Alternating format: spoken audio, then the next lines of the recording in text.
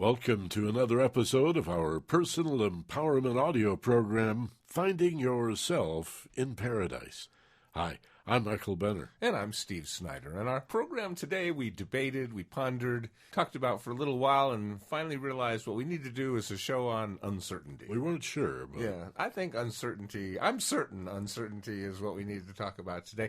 It seems to me that we take a look at uncertainty, and sometimes we're certain about what we're uncertain about, and sometimes we're uncertain about what it is we're even talking about in the first place. I think of that Temptations tune from the 60s or 70s, Ball of Confusion. You know, that's what the world is today.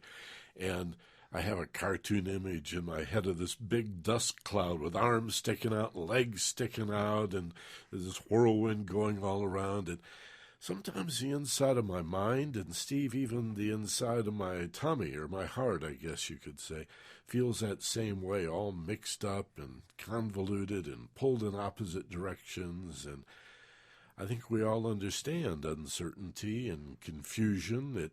It's a way of thinking. There's a feeling associated with it, and I think our behavior can be confused as well. Yeah, the big problem with uncertainty is that the brain confuses it with the potential for danger. And it thinks that because you're uncertain, you're not certain that there's no danger. So let's act as if there may be danger and move into the survival mode. Err on the side of there just might be some danger hidden in the confusion. Yeah, just as our ancestors must have done, because the most paranoid of them were the ones that did survive. The problem is there was a lot of real danger out there then and very little now. So what we need to do is get certain that the uncertainty we are experiencing is most likely not actually dangerous. Having given this a lot of thought over the years, I got to tell you, I think that all fear, whether we call it anxiety or stress or nervousness or uncertainty, is really fear of things unknown.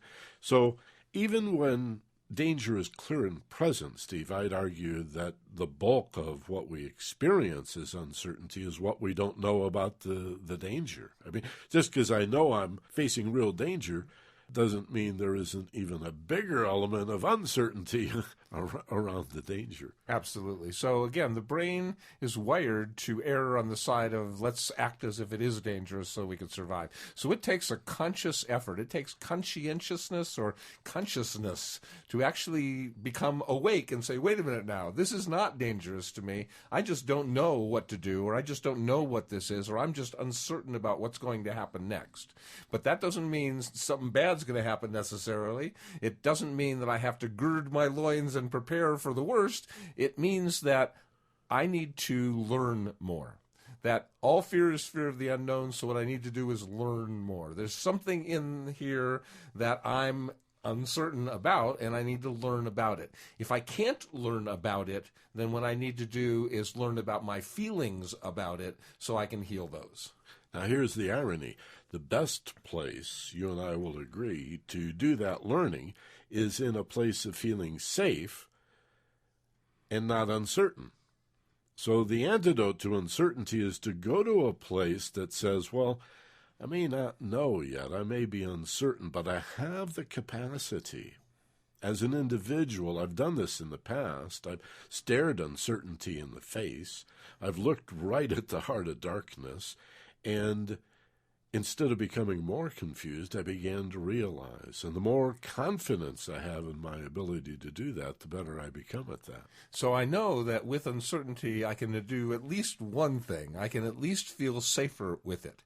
I can at least get myself to become more physically at ease, more relaxed, less physically tense. I can get my emotions to be freer of anxiety, calmer, quieter. I can get my mind to be clearer on what I need. You know, I need to feel a certain way. I need to think a certain way. I don't have to solve the problem. I don't have to take what I'm uncertain about and become certain about it. What I need to do is learn something, if I can, about it to become less uncertain and more certain. And if I can't learn about it, like it's some future thing where I have no ability to learn about whether this is going to happen or not, I can at least, again, get myself to A, take a look at the worst case scenario and prepare for it, and then B, live in anticipation for worst case scenario not happening, but best case scenario happening instead. And we'll talk about that. Worry once, Yes. we often describe this. But the process you've just described is a process of self-awareness. It means where you begin, friends, anytime you're really confused and don't know what to do, is take a breath, relax, and separate yourself from all of your thoughts and your feelings and your behavior, and just be the I am that says, I can look at these thoughts, I've done it before, and sort through them. I'm not just the thoughts that occur to me. I can, especially when I breathe and relax and feel safe, right here, right now, I'm not pulled into the past or dragged off into the future, but just sitting here right now. I remember a time that I sorted through my thoughts, and I also sorted through my feelings, and I'm going to do that now. To be that I am, that self-aware, I think is where this all has to begin. And then to say, as you began to say, worry once, there is some value in looking at the negative. Yeah, we do need to do that. I mean, it's Pollyanna to think that nothing bad can happen. But half of what we're afraid of is something bad's going to happen. But the other half of what we're afraid of is that we don't know what to do if something bad happens. So if we have a plan for worst case scenario, certainly we can extrapolate on that plan to deal with anything less than worst case scenario. So we don't have to plan for every possible contingency. Just plan for worst case scenario and know if you can handle that, you can handle anything less than that. And the idea is put very little time into that. Spend that time to make sure you know what you would do if something really bad happened, and then move on to imagining what you and do go want to all happen. the way to the wall. I mean, The worst case. What's the worst thing that would happen? Well, I could die. That okay, well, short of that, what's the next? Somebody I love die. Okay, is that realistic? But take a look at it, and then as Steve says, once you manage that, this is the great thing about what we call worry once. Once you understand what you'd have to do to handle that, and you get on board with it and say, that'd be pretty horrible, but by golly, I'd manage somehow. I would persevere. I would survive. Well, then when your mind later nags you and says, you haven't thought about the negative in a while, you better plan for all the ways this can go south, you just remind yourself, already did that. Can't afford to dwell upon it. Too likely I'd move in that direction. I've already looked at the worst. I can surely handle anything short of that. And then start focusing in on what you imagine you do want. And you don't have to know all the details about what you want. Anything about what you do want, and put your focus there, and it takes you away from the anxiety, away from the physical tension, emotional anxiety, and mental confusion. Your brain doesn't have to know everything you need. It just needs to know something to think about instead of the worst case scenario. So when you're uncertain, the first thing to do is to let your brain know you're not in danger. And the safest way to do that is to feel safe. The easiest way to do that is to take a single conscious deep breath. Just start with that. Like, okay, I don't know what to do. I'm uncertain. I'm confused. So, okay, let's start with not getting more of that. Let's start with getting less of that by stopping life, getting off the merry-go-round, getting off the roller coaster for a minute and just easing things out. Let the thoughts clear, let the heart heal, let the breathing settle, and then you can ask yourself, what is it that I'm confused about? Do I even understand what it is that I'm feeling uncertain about? If you do, then you can explore, how do I learn something about that to become less uncertain? And if you don't know what it is you're feeling uncertain about, if it's what you called earlier free-floating anxiety, then just explore, how do I feel a different feeling, and release that feeling and move on to a feeling that feels much safer for me than that feeling. A process, an actual formula. And we'll repeat this and look at it from a variety of different angles. Steve, I'm thinking as I listen to you about Plato's allegory of the cave. Yeah, it fits. About the role of shadows, and shadows as an allegory or a metaphor for uncertainty, things unknown and confusing, which might be dangerous, but again, like shadows, often are not.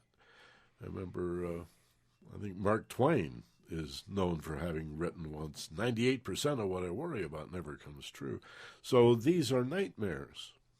The vast majority of what we worry about, they're ghosts. They're invented. We're pretending. Point is, you don't know, but you think there may be some advantage in fantasizing all these possible ways that horrible things could happen, as if that's going to help you prepare for what? For something you just invented, right? And not only that, then people pick one or two of those and do it over and over and over and over and over again. Not only do they think about every possible thing that could go wrong, but they pick their favorites and just live in those places. That's what's really obsessive. Well, it's absolutely paradoxical that the vast majority of us, and I would say all of us some of the time, yes, but the vast majority of us most of the time think the best strategy to become safe is to feel frightened. Right. I wouldn't feel safe if I didn't feel frightened, because if I felt safe, then something bad could happen because I'm not on the alert. Oh, that's way too scary. Yeah, I can't feel safe because then something bad could happen without me being aware of it. It's absurd. It's such a paradox. It's such a ridiculous. I can only feel safe when I'm frightened, and if I'm frightened, I can't feel safe. That's absurd. And yet, somehow, that's what's going on for most people. Except once every single day, their brain says, okay, I'm going to go to sleep.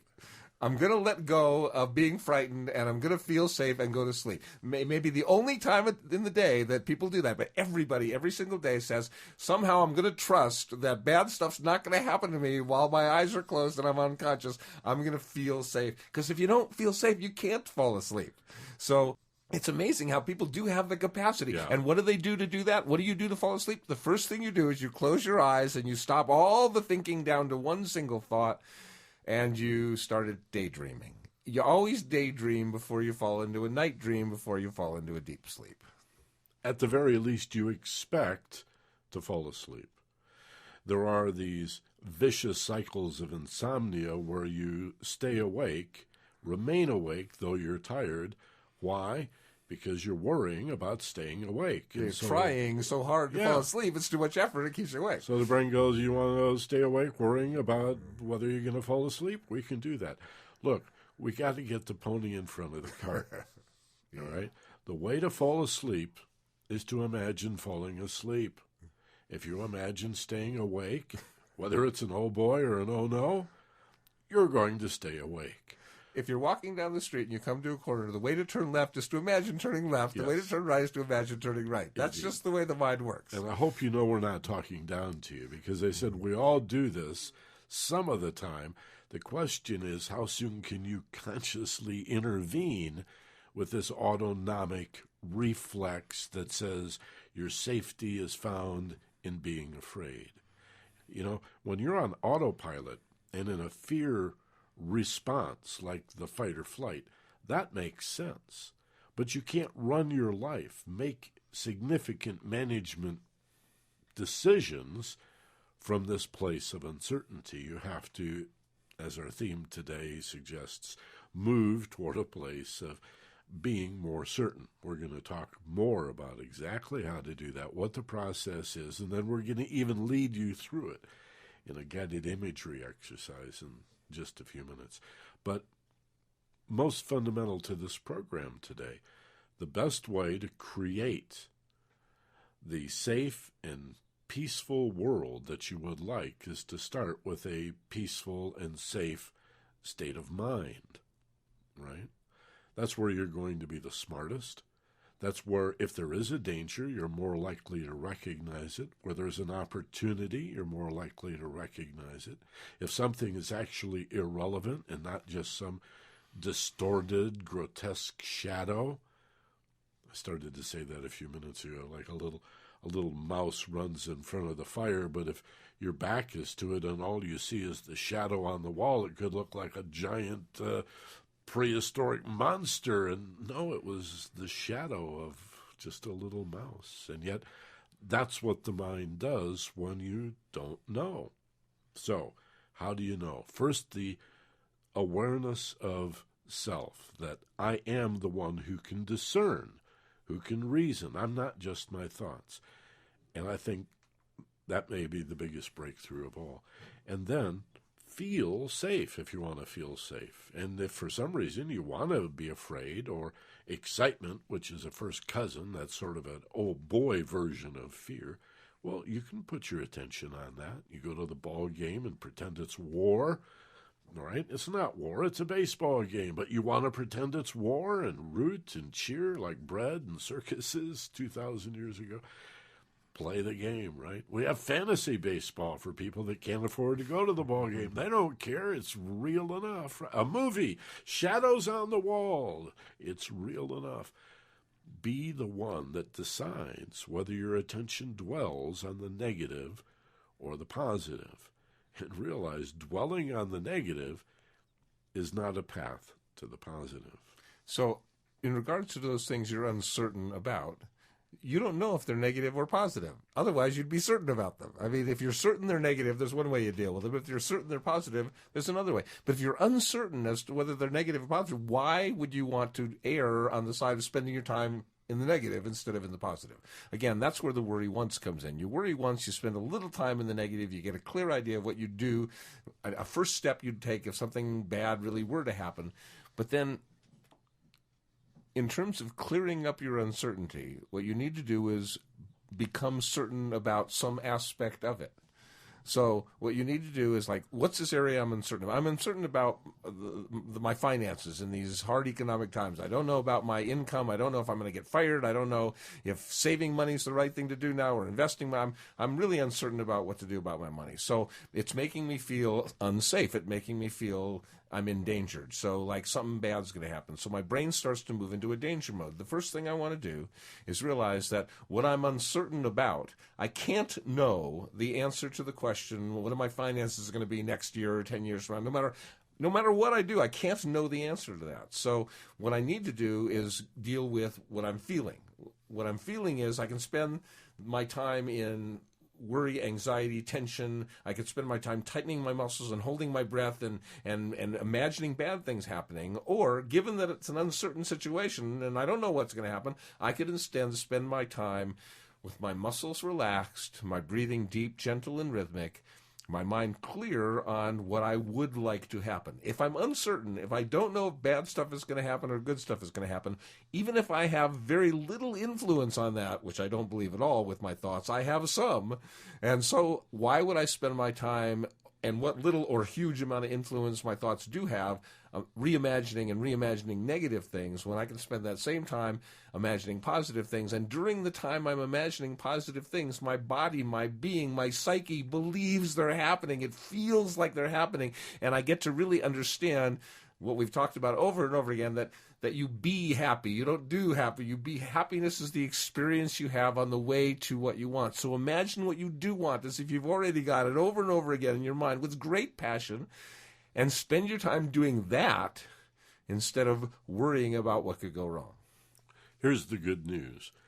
Life is a two-way street, and you thought it was one way and only came at you. And you managed, like everybody else in the world, to spend some significant part of your life finding benefits in being a helpless victim of what's happening to you.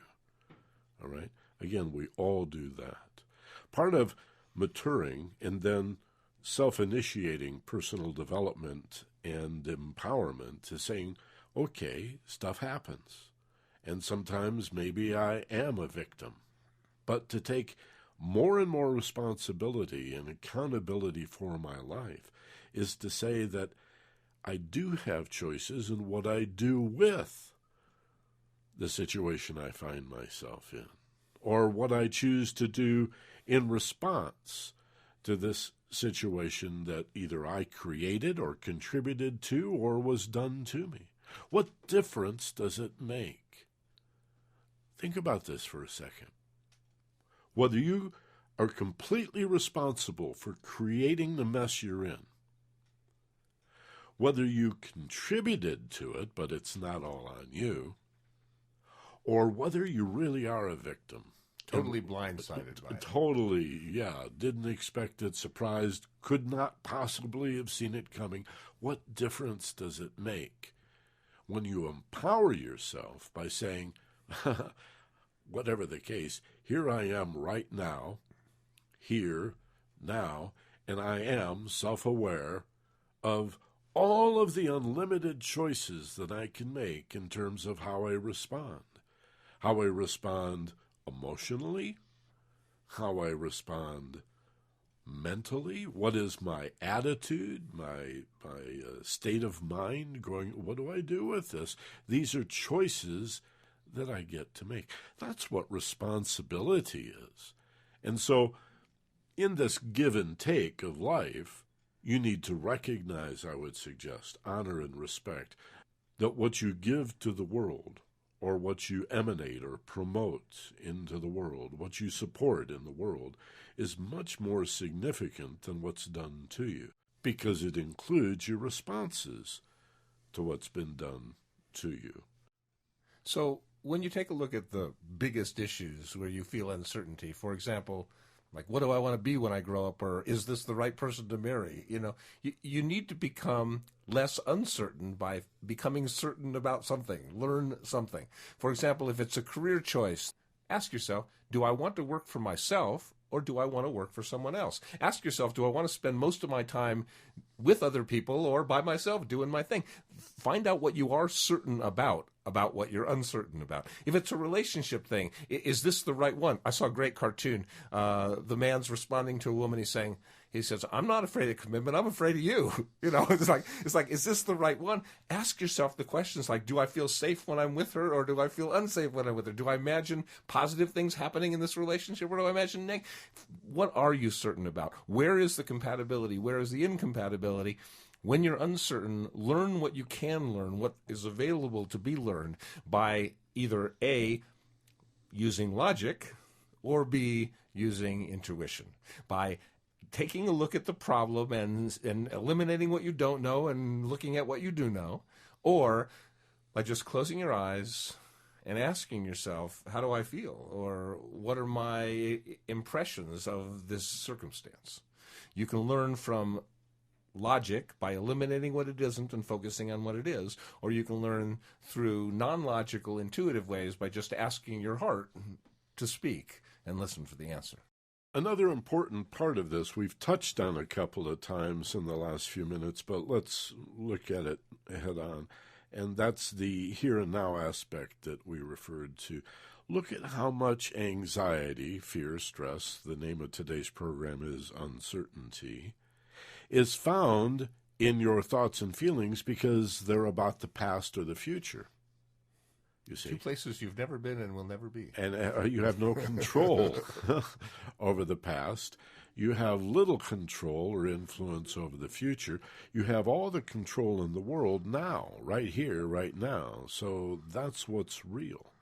So, and it certainly dramatically influences the future when you affect the right now. Oh, there's no question about it, because that future that you never attain, what's Fogarty's, someday never comes. Someday never comes. Yeah, you wake up tomorrow, and is it tomorrow? No, it's still today. And or tomorrow's just the day you were worrying about yesterday. Exactly. Now is all you've got. Now, your point of power, as Seth used to say in the old Jane Roberts book, Seth said, your point of power is now. It's basic Zen Buddhism. Yeah. Eckhart Tolle, the power of now. Pretty core philosophy. Thousands and thousands of years, any shaman would tell you this in so-called pre-industrialized civilizations. The only thing that's real is this moment. And that eternity is not this great big basket of time that you could never really get your arms around, but rather a little pinpoint that just keeps unfolding, that never ends. An instant, a moment in time and space that continues to unfold. Work with that. If I can say, I was thinking how funny it is that most of us don't remember much about our lives as very young children, certainly not as infants. My earliest memory is the birth of my brother, and I was 2.5 years old. But that sort of stands out. After that, there's not much before I was 4 or 5 years old. And as I think about it, I've got some wonderful, rich childhood memories, but I could not recall the birthday parties. I can't recall in high school those incidents and events that at the time seemed so earth-shaking and so important, who I was going to take to the dance or the prom, or whether we would win the homecoming game or not. I lost all of that. And yet, here we are, just sort of looking back now, realizing that you just sort of gradually came into this life, not knowing where you came from, how you got here, what you're for. Is it any wonder that we're uncertain? Steve mentioned these are difficult times. Economically, they're difficult. We're in a period of enormous transition and change.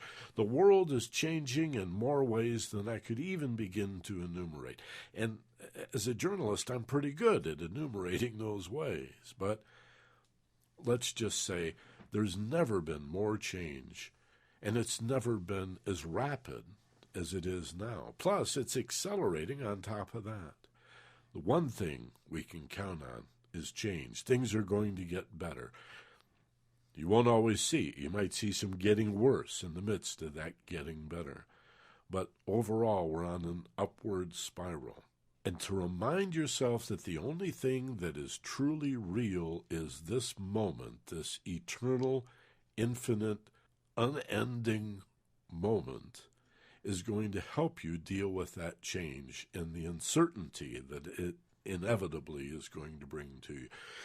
Breathe right now, okay? We see this in crisis management. Steve, I think it's as simple as if I don't know how I'm going to get through this day, then you take it an hour at a time. And if you don't know how you're going to get through the next hour, you take it a minute at a time. And if even that seems overwhelming, well, then I guess I'll just take it one breath at a time. There, I survived that one. And in the big picture, you can step back and have a positive attitude and have hope about what's going to happen instead of dread.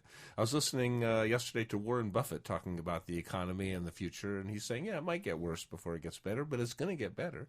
I mean, America's got the right basic idea that, you know, the way we do things, free enterprise unleashes human potential, and we're going to keep growing and keep getting better. And you can bet that 5 years from now it's going to be better. It may have some slumps on the way.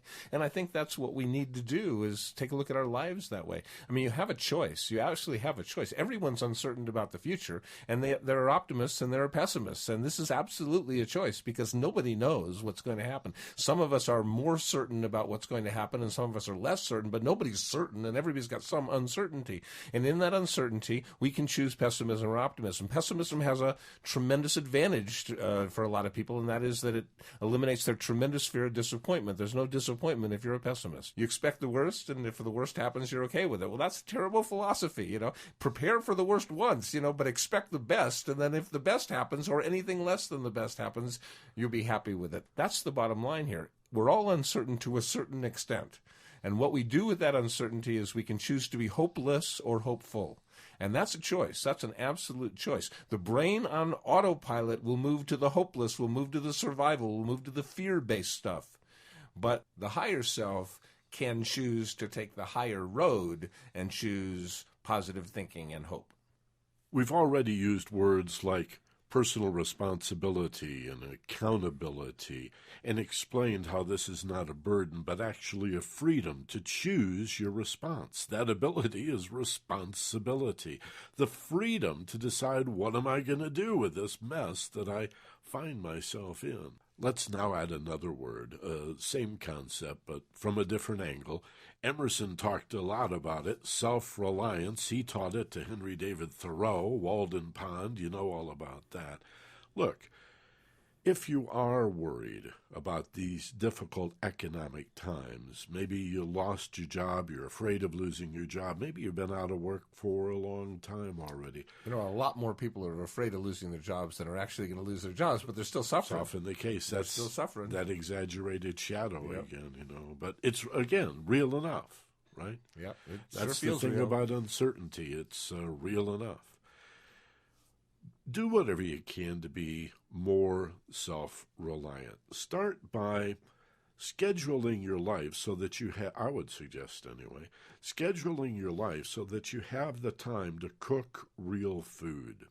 if you have land, or if you're wondering what to do with the rest of your life, the idea of getting access to some land, not only to grow food, but to harvest as well, some energy and some, quote, power. These are deliberate entendres, right? To harvest some energy and some power. Think about what I'm saying.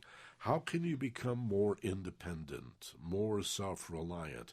That is going to relieve an enormous amount of this uncertainty and this anxiety, which we've already explained tends to be self-fulfilling and self-perpetuating. So make the choice to, in those times of uncertainty, in those feelings of uncertainty, choose to have a plan for worst case, but to spend this uncertain time feeling like something good's going to happen with a positive attitude. The pessimist does have the advantage of not dealing with disappointment, but the optimist understands disappointment's a nothing thing. You know, we get over that real easily. But the ride, the experience on the way to the outcome is the key.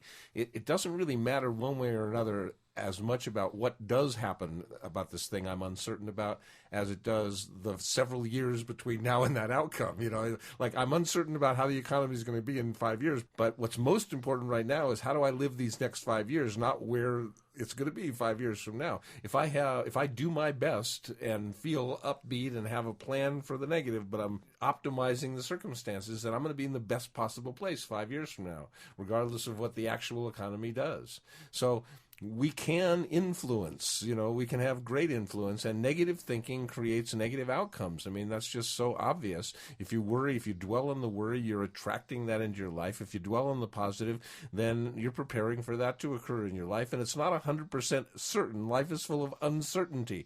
But in terms of increasing your odds, in terms of making the likelihood of the positive outcome better, you're certainly doing that. But most important, you're enjoying the ride.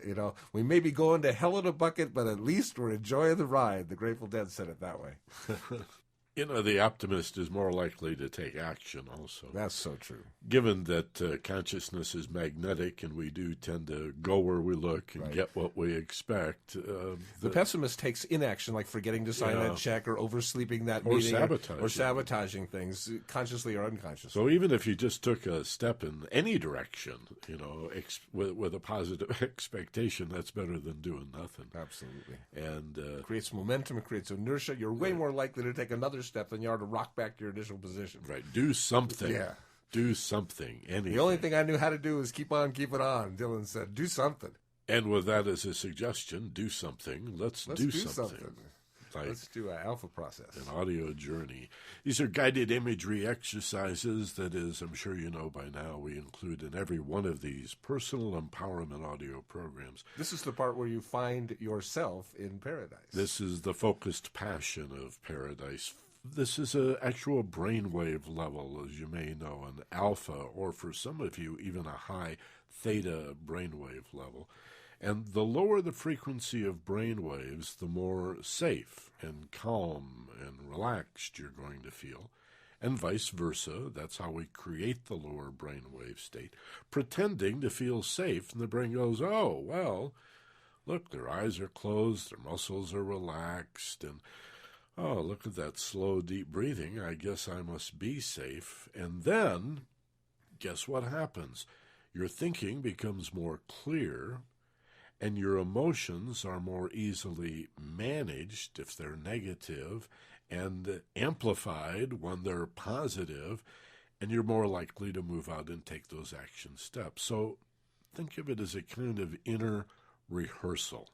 Right? That's what visualization or guided imagery is. Mental and emotional rehearsal. Let's do it. Let's do it. Always starts the same way. It starts with feeling safe. And the way we've created to feel safe, I mean, there are so many ways. Every culture has its meditation or its prayer or its way of focusing the mind. But what we did is we thought of the concept of paradise. Paradise to us means a place that's not only beautiful, but also safe, and a place that we love and want to be in. So I created my paradise place when I was a little boy. I've been doing this since 1960, I think. And if you've been with us for a couple of years now, you've probably got your place down pat. But if you're new to this, then your place can be a place you see or hear or feel or however you do it, but it's a place that makes you feel at ease, feel at peace. And it always starts with the entry point of one slow, conscious, deep breath. So take that deep breath now. Release.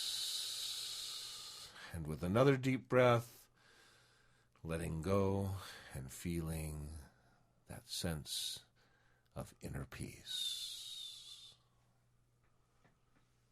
Create either a space or a place that feels safe. Remember, perhaps, such a place or a space from childhood where you could get away and nobody knew where you were. It was a special place that you loved to go. Create that now.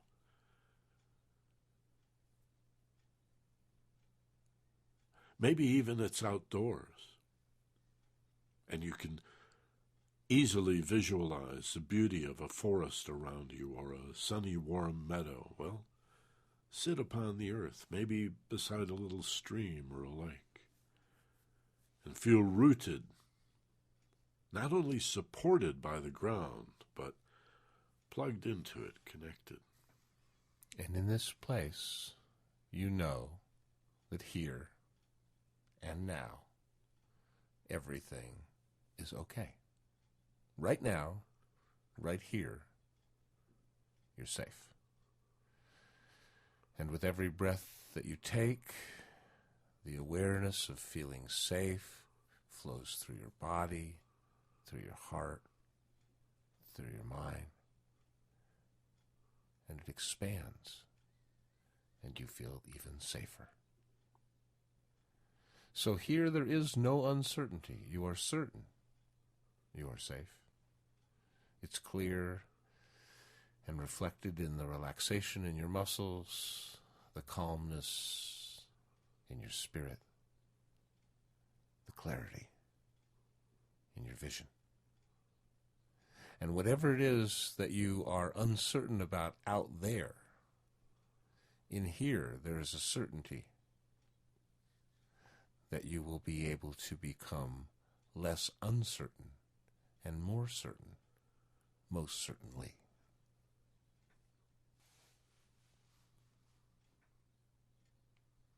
I remember a few years back, and you may as well, a character on Saturday Night Live, Emily Latella, and she would say, "It's always something."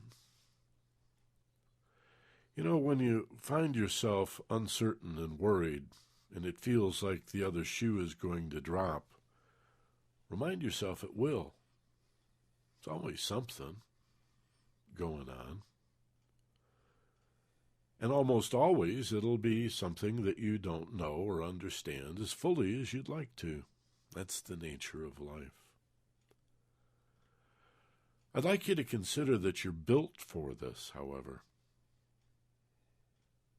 You are not so delicate or fragile that you need to live in a place where there are no problems, and can really give up the idea of getting to a problem-free lifestyle. Nobody's ever done it. Think about it.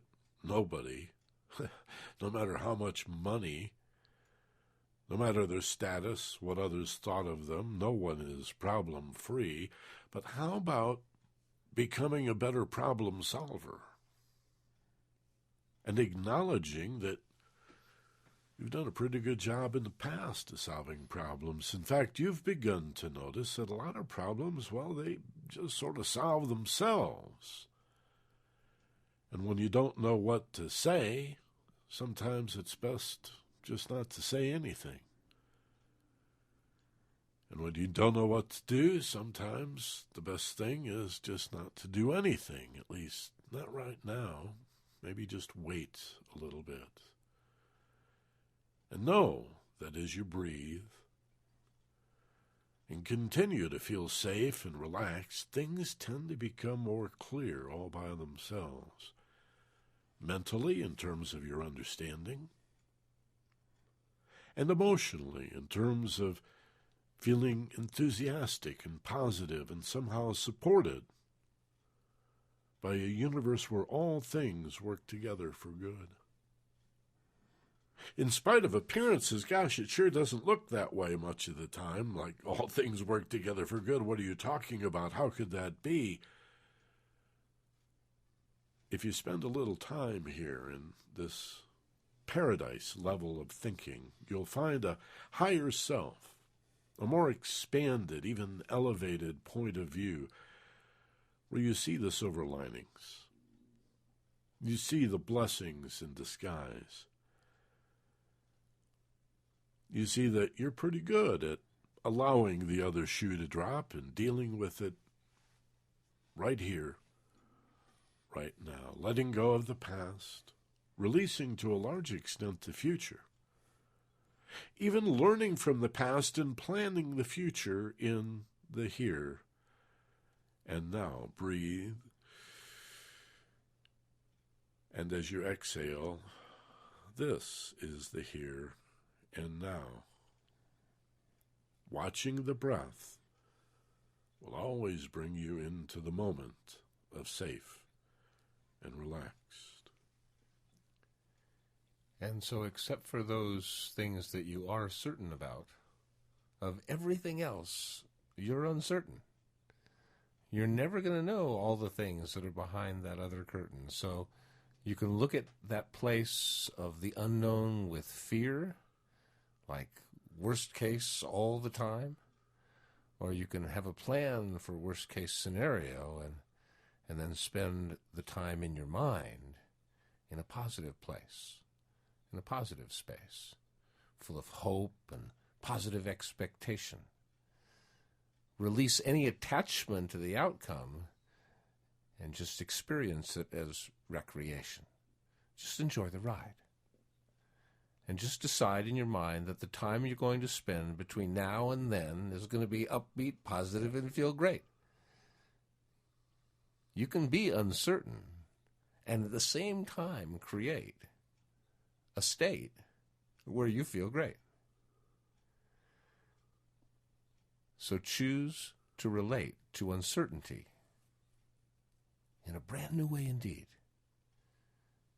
Choose to relate to uncertainty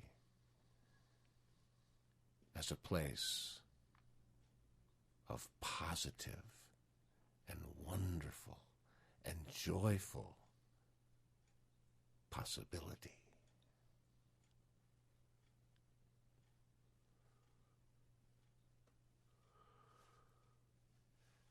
Say to yourself silently and internally, I am the captain of my ship. I've got this big wheel in front of me that allows me to steer and determine the direction of the ship.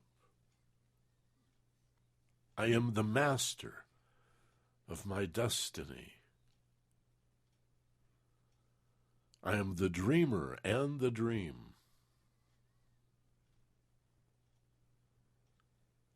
My mind and my heart is fertile and must grow either what I plant or what others put there, perhaps whatever the wind blows in.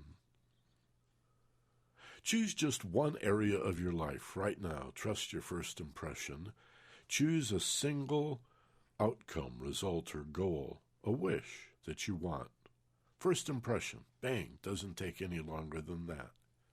Now reinforce that desired outcome, that goal or solution, with some passion, some excitement, some belief in yourself that one way or another, by hook or by crook, you will succeed, and learn along the way, and experience now the feeling of success, of accomplishment and victory as if you've already have it. And bring that with you effortlessly as you move toward the waking state, reorienting yourself to the sound of our voices. And as it feels comfortable for you, with another conscious, deep breath, bring yourself back to wide awake from this focused passion place of narrow awake to a more higher alpha or low beta state of wide awake, conscious of your environment, conscious of your physical body, conscious of your thoughts and your feelings as well, and of some of the things you may be uncertain about.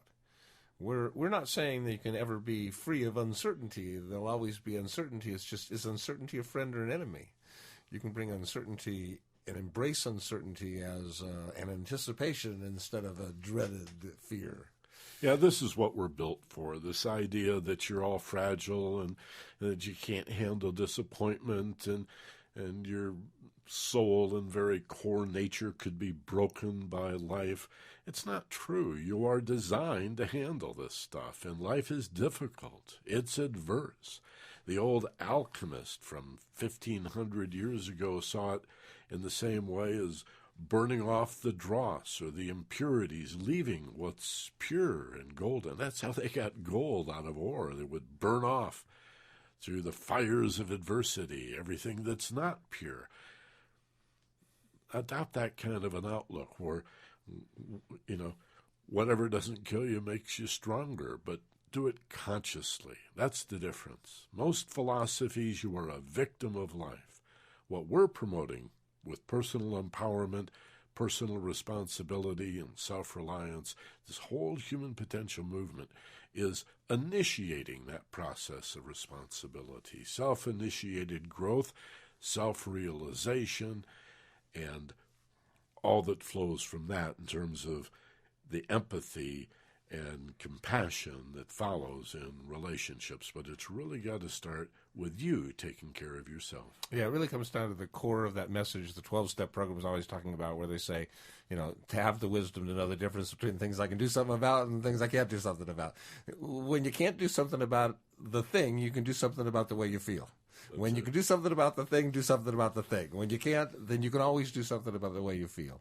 You can prepare yourself for the worst by imagining worst-case scenario once, and then you can let that go knowing that you've got it in your mind, and you can spend the rest of your time, actually invest the rest of your time in imagining the positive outcomes from this uncertainty instead of the negative ones. Steve and I want to encourage you to use our Share One with a Friend gadget. It's at focusedpassion.com. If you haven't been there in a while, remember there's a built-in player. Your whole library is there. You can send these feeds to the software on your computer, particularly the iTunes software management system if you have that, or use the RSS reader in your browser. If you don't know what it is, just click on the button. You got a variety of ways to listen to the program. But right below that built-in player at focusedpassion.com is a single button you can use to send any one of these programs to a friend of yours. So think about it now. Who would love to hear this program? Who do you know that you wish had been sitting beside you while you listen to this program? Won't cost you a nickel. In fact, you'll feel good. They'll feel good. And Steve and I feel good just thinking about it. And you might think, what other programs are you in the mood for? Because we've got 90 of them in there already. So if you have an idea in mind, I wonder if they did a program on that. Check the unpurchased podcasts. And for $1.99 if you're not a member, but 99 cents if you're a subscriber, then you can get any subject that we've spoken about in the past. And send those to your friends as well. As always, be gentle, love life, and take care of each other. For Steve Snyder, this is Michael Benner. Aloha from Maui.